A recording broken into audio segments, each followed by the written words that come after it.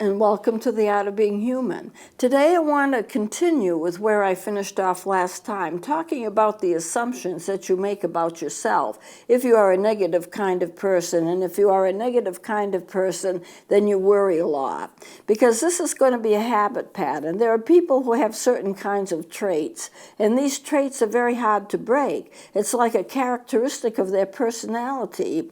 So you might say, if you need a definition of what assumptions are, it's kind of like a belief system. I'm assuming something to be true. Whether it is or not doesn't count. Perception is everything. You believe what you perceive is to be true. You believe that that's true. It may not be accurate, but that's not important to you for a moment or in a situation. You're assuming certain things about yourself. So you have a certain pattern of beliefs about who you are and what kind of a person you are, and how can you help that? How can you help the worry if you believe you're not worthy of anything better?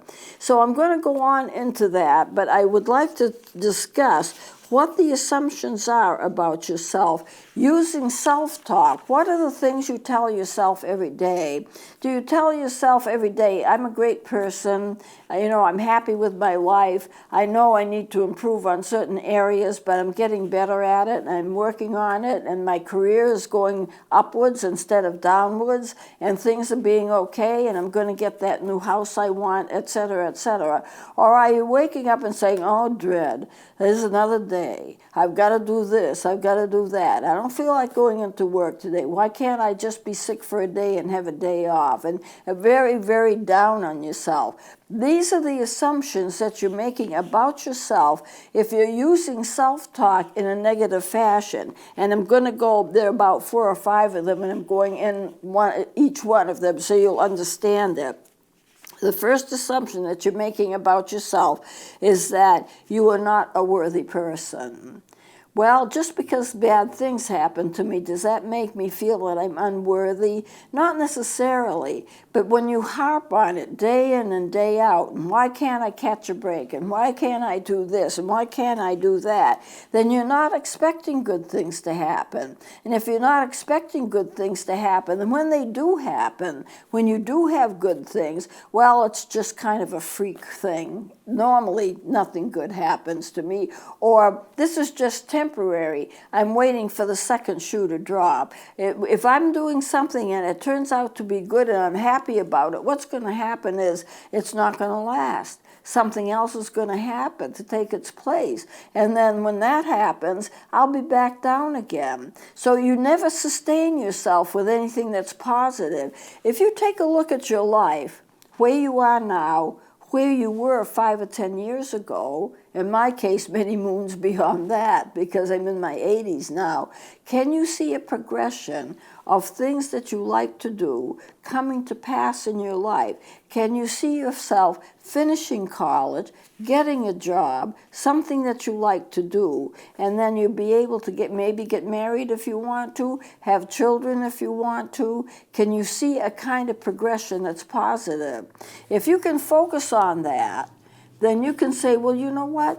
I have had a good life. I haven't been so destitute that I didn't have anything to eat or didn't have a roof over my head. Or if that was the case, well, I had a problem and I was destitute and I was living in my car and I didn't have a good place to live. But now I have an apartment. One thing I like to see, the little apartments that are being built for veterans coming back, because some of them have no homes. Their families are gone, and they've been in the service for years, but they're not really being taken care of as they should be taken care of. They shouldn't have to struggle to find a place to live when they've been serving our country for years. But this is the kind of thing that they need to focus on. There's an apartment waiting for you. There are people waiting for you. There are people who appreciate you. And when you are truly feeling that you're not worthy, then you don't appreciate those things because you may not even see the blessings that you have.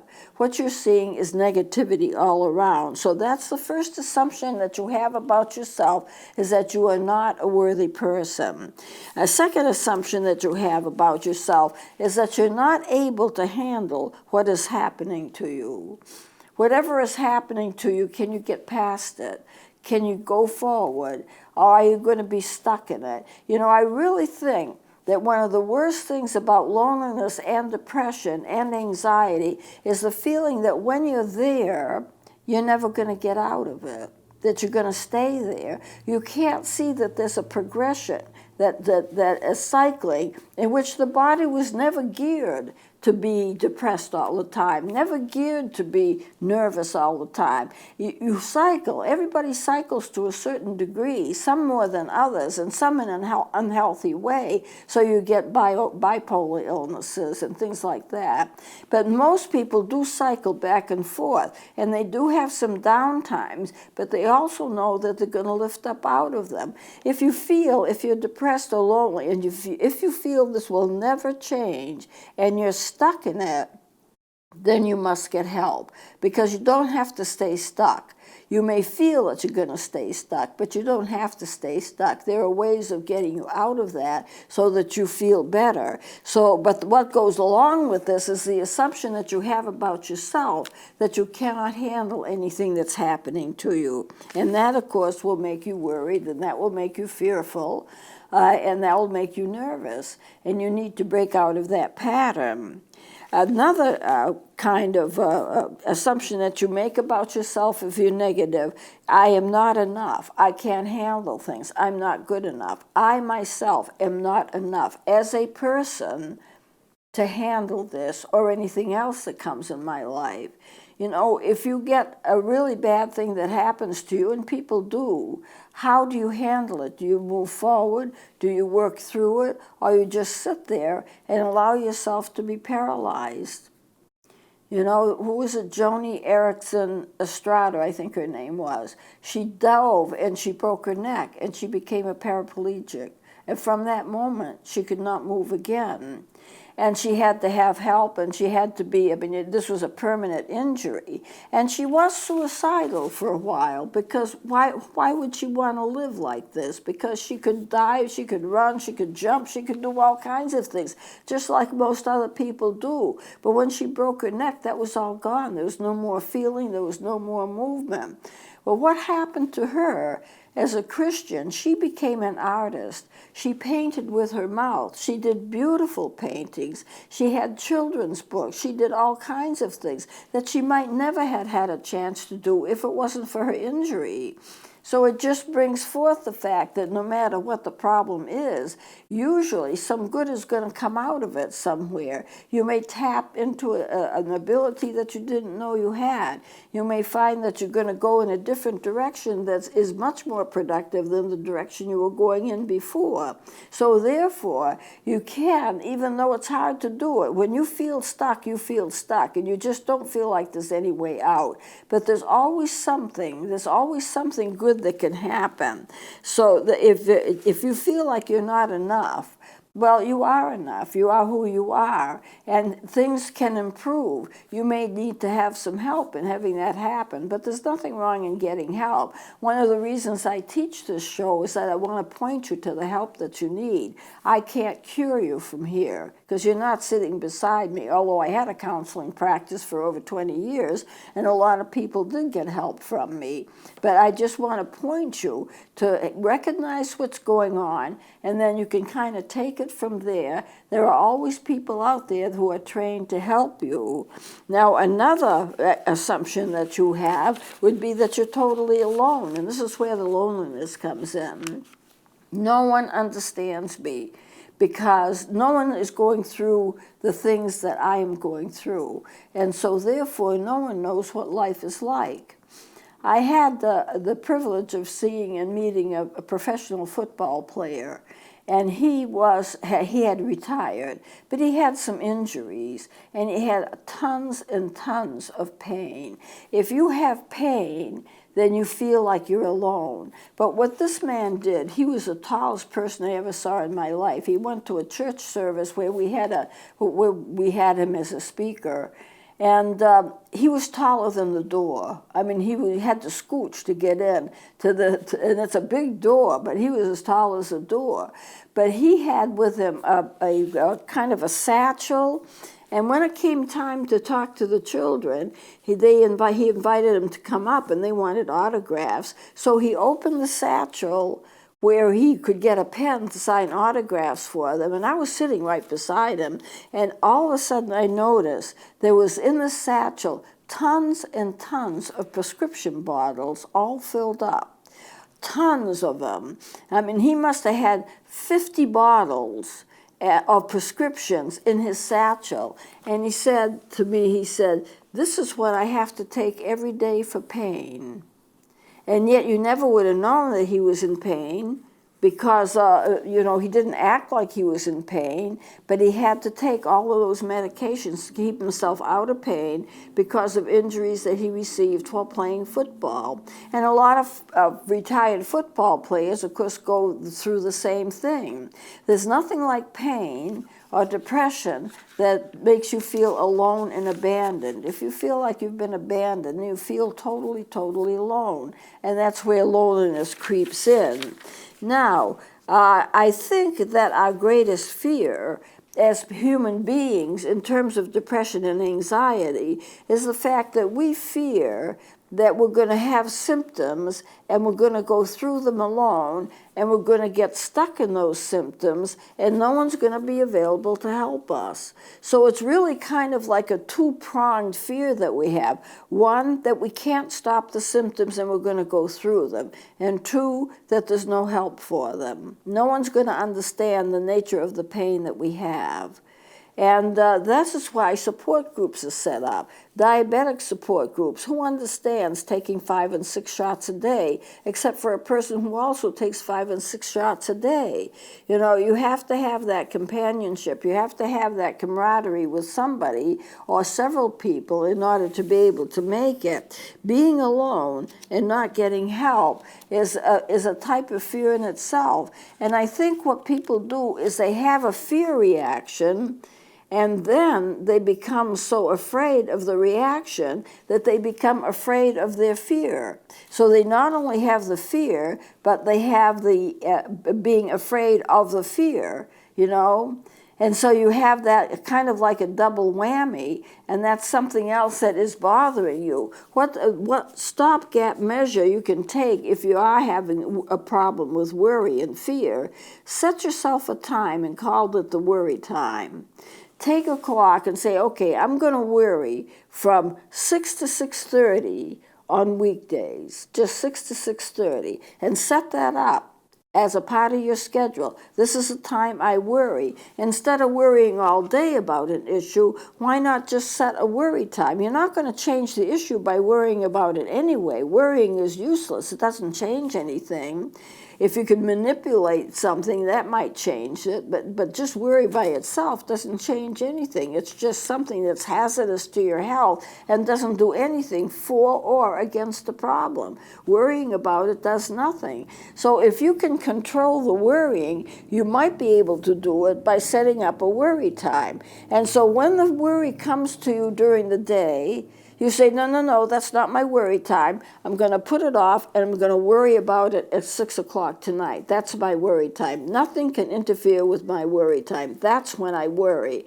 That leaves the rest of the day free to do whatever it is I have to do and whatever it is I want to do, but I'm not going to worry during that time. I'm saving it for my worry time. And you do that conscientiously. And then when you come to that 6 o'clock time, you probably can't worry about it because you can't force yourself to do it. You've been saying all day, no, I won't worry. I'll wait for the worry time. You get to the worry time and it's gone.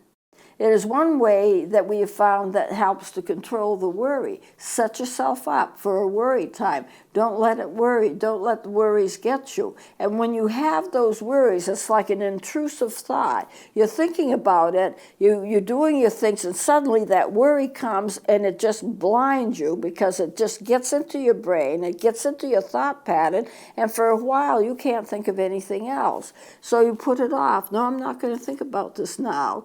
If you can understand that worry will not change anything, and it's not going to help you. It's only going to hurt you, and that whatever is going to happen is going to happen, whether you worry about it or not. It's just the way nature is. And then you can stop yourself from worrying about something and then do something else. And when you come back to worry about it, you find it's not so easy to do.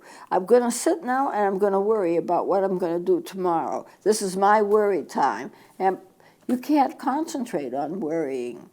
So you're learning, in a sense, to control the worrying by not allowing it entrance, not allowing an intrusive thought to get to you. And it will from sometimes it'll get to you anyway, but shove it off. This is not my time to worry. This is my time to do what I'm doing now. Because if I worry, I only take away from the time that I have now to do what I want to do. And I can't waste that time. I can't get it back again. When I lose that time, there's no getting it back. So therefore, worry, go away.